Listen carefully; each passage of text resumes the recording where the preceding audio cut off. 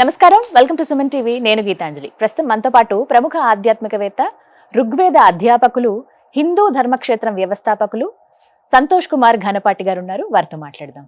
గురుగారు నమస్కారం అండి. నమస్కారం అమ్మా, మంగళం మహత్వం. గురుగారు, చాలా సందేహాలు నిత్య జీవితంలో ఎదుర్కొంటూ ఉంటాము. అదే సరైన వ్యక్తుల దగ్గర ఉంచితే మాకు సరైన సమాధానం వస్తుంది అనేది మా భావన. అందులో భాగంగా చాలా మంది కామెంట్స్ రూపంలో అడిగిన క్వశ్చన్స్ లో బ్రహ్మ ముహూర్తం గురించి ఎన్నిసార్లు అడిగినా కూడా ఒక కన్ఫ్యూజన్ అండి. బ్రహ్మ ముహూర్తం కరెక్ట్ గా అసలు ఏ సమయానికి? బ్రహ్మ ముహూర్తం ఒక మనిషి జీవితాన్ని నిజంగా మారుస్తుందా? ఆ సమయంలో లేస్తే ఖచ్చితంగా వాళ్ళ లైఫ్లో ఒక చేంజ్ చూస్తామా అని చెప్పి కొంతమంది అడిగారు. ఇది నాకు స్వతహాగా అడగాలనిపించింది. ఎప్పుడండి కరెక్ట్ సమయం ఏది బ్రహ్మ ముహూర్తం అంటే? మొట్టమొదటండి, పురాణాలు అలాగే ఇతర స్మృతుల్లో ఎక్కడ చూసినా కూడా బ్రాహ్మీ ముహూర్తే ఉత్థాయ అని ఉంటుంది. బ్రాహ్మీ ముహూర్తంలో లేచి అని మొదలవుతుంది. నిత్య విధులు అని చెప్పాలంటే హిందువులకు అలాగే మొదలవుతుంది. సరే, పురాణాలు స్మృతుల్లో ధర్మశాస్త్రాల్లో చెప్పారు, బానే ఉంది. ఆయుర్వేదంలో కూడా ఎందుకు చెప్పారు? ఆయుర్వేదంలో కూడా బ్రాహ్మీ ముహూర్తంలో నిద్ర లేవాలి అనే మాట ఉంది.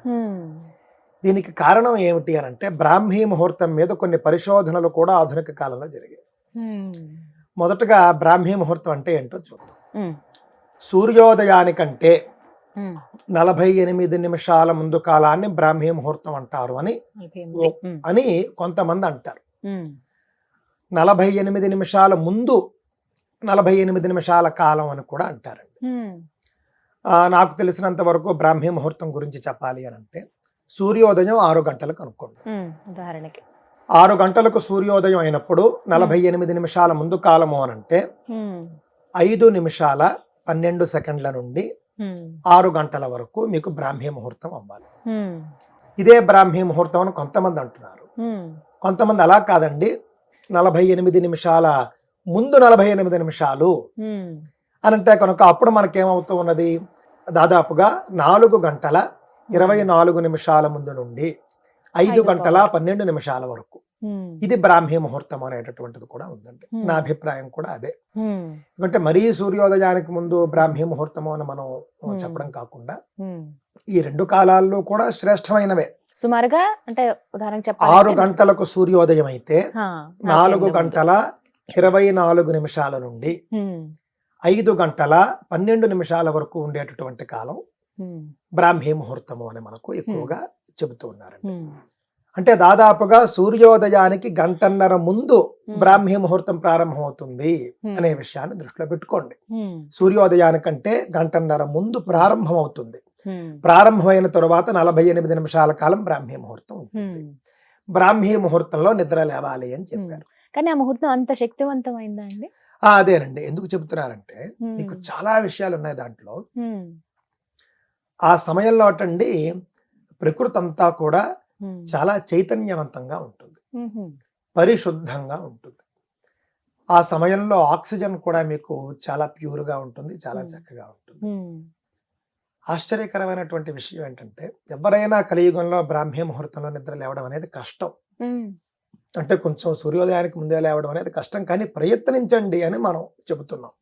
నాతో సహా అందరూ సాధన చేస్తాం, నాతో సహా అందరూ ప్రయత్నం చేస్తాం. ఎవరు అందులో సఫలమైతే వాళ్ళు గొప్పవాళ్ళు అవుతారు.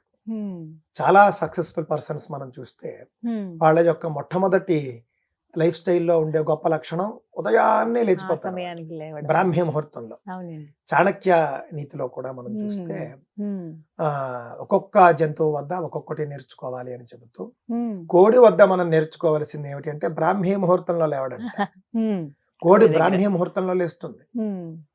అదే విధంగా మనిషి లేస్తే చాలా గొప్ప ఫలితాలు ఉంటాయి. ఎందుకంటే ఆక్సిజన్ స్వచ్ఛంగా ఉంటుంది.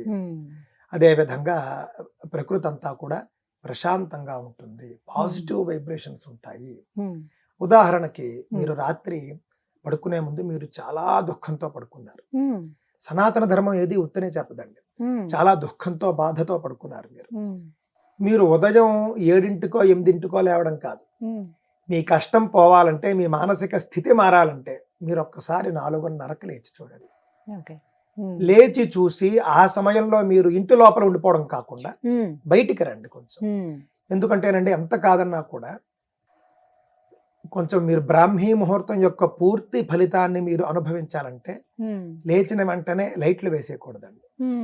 విద్యుత్ కాంతితో కొంత ప్రభావం తగ్గుతుంది అని కొంతమంది చేసినటువంటి పరిశోధనలు చెబుతూ ఉన్నాయి.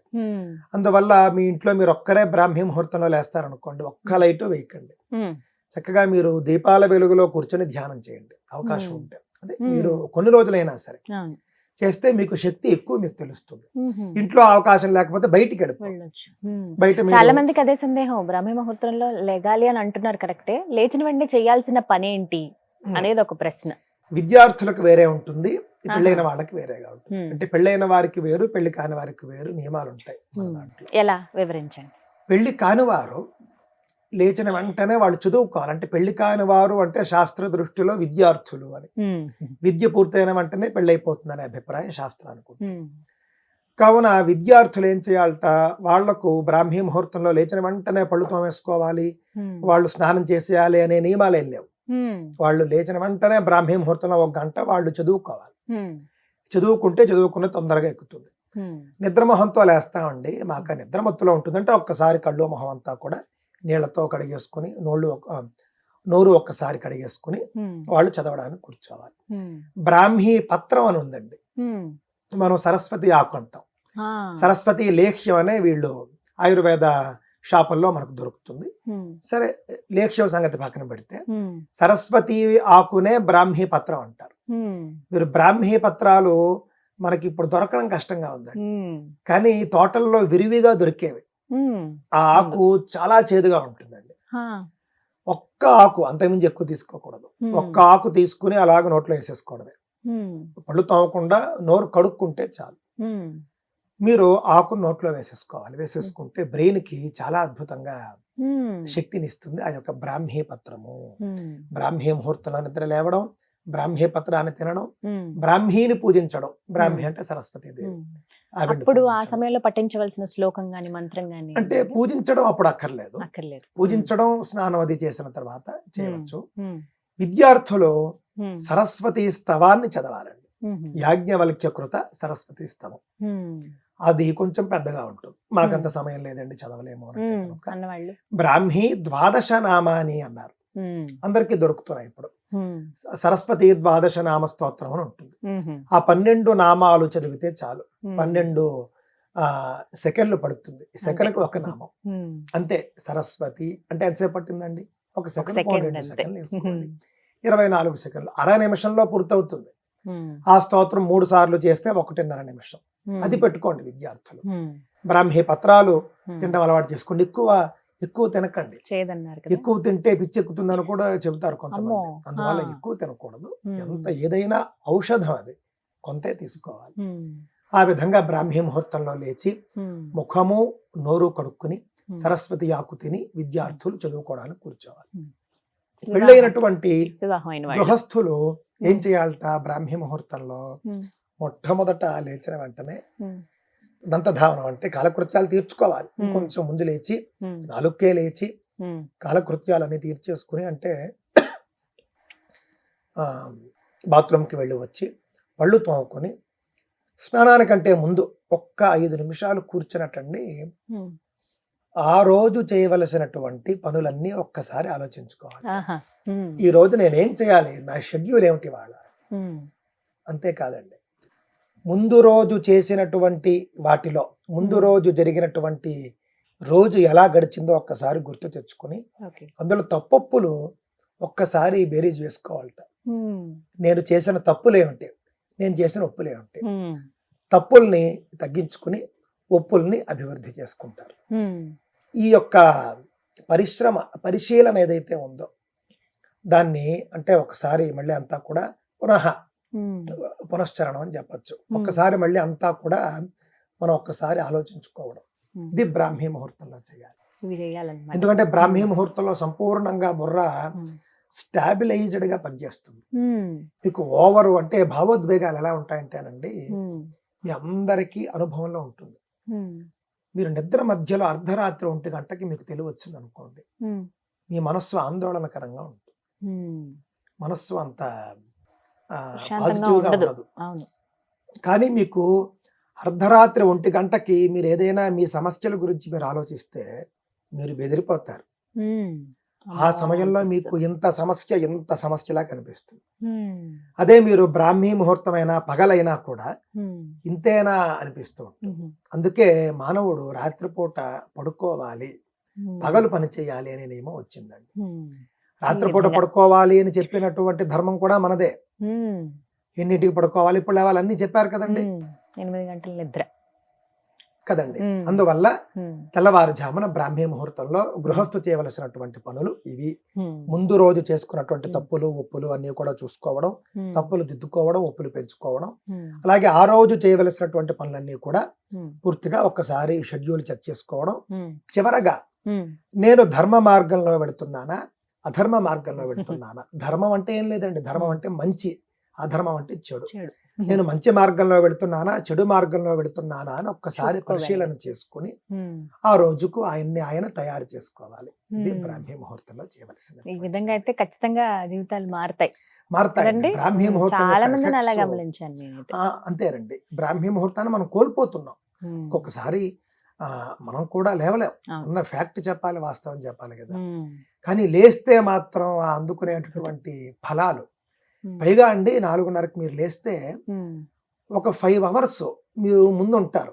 చాలా పనులు అయిపోతాయి. చాలా పనులు అవుతాయి ఉదయం లేస్తే. నేను కొంతమందిని గమనించానండి, వీడియోస్ ఇలా పెడుతుంటారు, రీల్స్ లో చూసినవే. పొద్దున్నే లేస్తున్నారు, లేవగానే చక్కగా మంచినీళ్ళు తాగటం, ఏమన్నా ఇంటి ముందు పెళ్ళైన వాళ్ళైతే ఇంటి పనులు ఏమైనా చేసుకోవటము, వెంటనే స్నానాలు అవి చేసేసి దీపారాధన చేసుకోవటము. అదే పెళ్లి కాని వాళ్ళైతే ఎక్కడికన్నా ఆలయానికి వెళ్ళి అక్కడ గోసేవ చేయడం ఆ సమయంలో. మళ్ళీ 6-7 వచ్చి టిఫిన్స్ అవి చేసేసుకుని మళ్ళీ కాలేజ్కో స్కూల్కో వెళ్ళిపోవటం. ఇవి నేను గమనించాను. చాలా అద్భుతమైనవండి. బ్రాహ్మీ ముహూర్తం అది దేవ ముహూర్తం. బ్రహ్మాదయో దేవాహ అంటాం మనం. దేవతల్లో బ్రహ్మదేవుడే పెద్ద. దేవతల్లో అంటే మహావిష్ణువు, శివుడు వేరు. మళ్ళీ బ్రహ్మదేవుడు కంటే పై స్థాయిలో ఉంటారు వాళ్ళు. కావున బ్రహ్మాది దేవతలు, బ్రహ్మ కింద వీళ్ళంతా వస్తారు. బ్రహ్మ సంబంధి ముహూర్తం అని అర్థం. బ్రాహ్మీ ముహూర్తం అంటే బ్రహ్మ సంబంధమైన ముహూర్తం. బ్రహ్మ సంబంధమైన ముహూర్తం అంటే ఏమిటి? దేవ ముహూర్తం అని అర్థం. కావున దేవ ముహూర్తంలో మనం ఏం చేయాలి? ఒకటి చదువుకోవాలి, లేదా దేవతా సంబంధమైనటువంటి పూజలు అవి చేసుకోవాలి. అలాగే దాన్నే మనం సమయాన్ని పంచుకుని ఈ విధంగా పురస్చరణలు అవి కూడా చేసుకుని, పురస్చరణ అంటే అదే గతావలోకనం, సింహావలోకనం అన్నట్లుగా గతావలోకనం చేసుకోవాలి.